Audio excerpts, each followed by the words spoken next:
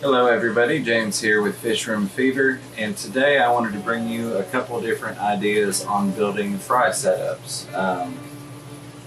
All of this is inspired by Dean's setup, Dean's Fish Room, which I'm sure you've probably seen on Aquarium Co-op. If not, go check it out. But there are a couple of different ways that I've done it, and I wanted to share that with you all that are fairly cheap and easy to do, and you can substitute parts.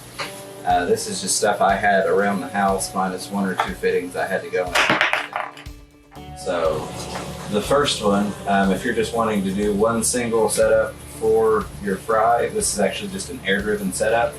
I took a dollar shoebox, cut a square in it. You can do whatever shape. But then I took some filter sponge, and you want to go all the way along the outside of it. Put a nice little groove in it, and what that's going to allow you to do is slide it right in there, and that groove is going to hold it in place so you don't have to worry about it popping out. Now this one has got a hole in it because this is just a single setup initially. So what I did was I just took some different PVC pieces I had and made a DIY air-driven setup. So just your typical air stone, some PVC, had this hooked up to an air pump, and then I do have a pre-filter sponge that goes on this part, but I left it in the tank because it does have beneficial bacteria on it, and I didn't want to dry it out and kill that bacteria. So this just slides right in that hole there, nice and snug. And then I've got a little suction cup that attaches to here to hold it up. You don't have to do that. You can actually just kind of put this against the side of the tank. So what you've got going on when this is in the tank, your air is hooked up. It's of course creating the lift just like with a sponge filter, and it is pulling that water and that oxygen up into here, and then it's filtering that back out through there, but it's keeping your fry inside of here. This is what I've been using for my Pandakori fry. What I want to do today is actually step it up a little bit and make something that's a little bit closer to what Dean has set up. And it's going to have multiple baskets.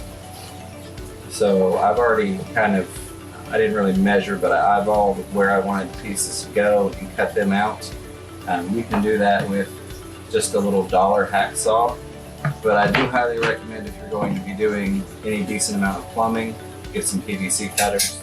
About $15 at the hardware store, and it's just a really good investment in your time and getting things done quicker so you can move on to other projects.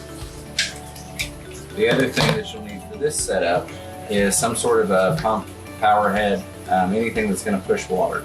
This is just one I had left over. It came with a box of stuff that I probably got from someone on Craigslist or something like that. Because this is going to have fry down in the bottom of the tank as well, where this pump is going to sit, I just cut off a little piece of filter pad, and I'm just going to use a rubber band to hold that in place. Here is the connection for that pump, and it does not fit perfectly in the PVC. So what I have done is taken some little, I don't know if I'll be able to get the camera to pick it up, but I've taken some little O-rings. I like to keep just a box of O-rings handy. This was, I think, $5 at a bargain store. It's got a whole bunch of different sizes. So I found one that would work well. And then that actually allows that to just slide on there.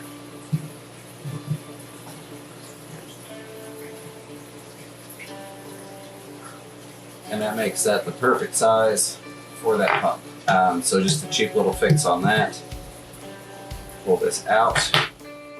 I'm going to take that and rubber band it on there. Again, if you've got a fancier way to do it, feel free to step it up. This is kind of the absolute cheapest way to do this with things you kind of already have sitting around the house.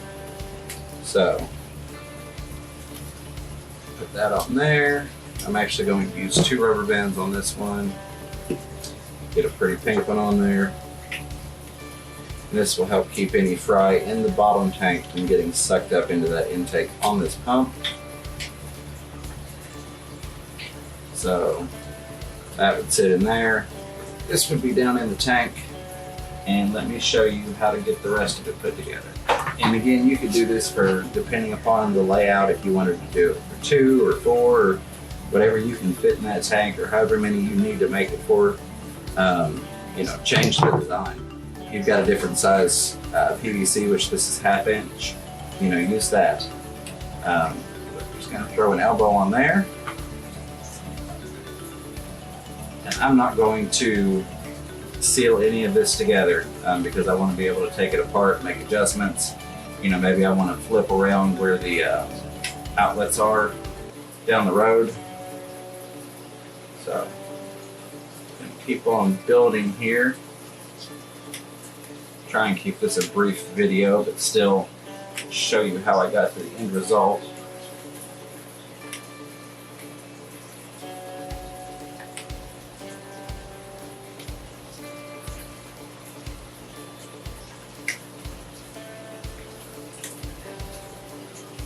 Alright, so what you're going to end up with on this particular design, and I've not got everything straightened out, but I'll adjust it once it's in the tank.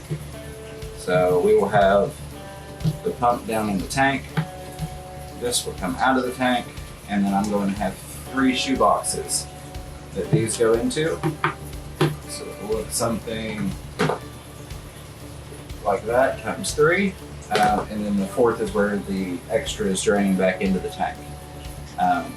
So I will get this set up, and then I will cut back to a shot of it set up in the tank so you can see it functional and operational. But again, super easy, super quick. Don't be afraid to improvise. You know, look at what you've got and work with it. That's one of my biggest things, is how can I build something without having to buy more things. And that helps if you don't have the money to do it, but it also helps even if you have the money to just go out and buy something. Well, you can take that money and invest it elsewhere, you know. Maybe get you some more fish, maybe upgrade something else. I'm kind of putting all my pennies and nickels aside for a central air pump for the whole fish room setup. So every little thing like this that I can come up with that's kind of cheap, lets me put a couple bucks back for that. But I will get right back to you and you can see this thing in action. Alright, so we've got this set up and running. Here's what that looks like. There's the pump right in there. I used a couple of the heater suction cup clips just to hold the pieces of PVC. Now there are a couple of different things you can do for flow. Obviously the most efficient is going to be add ball valves in. If you're going the cheap route, that's going to save you, I don't know, $6 to $10 by not using them. And you can simply adjust the height of the PVC coming out. You can also slope it, so as the water's coming up this side, we've got a downward slope, which if I raise this all up to the same level, you'll get more flow out of the first one, and then of course less as you go on. If you have it angled downward, that's going to help get more water to your other outlets.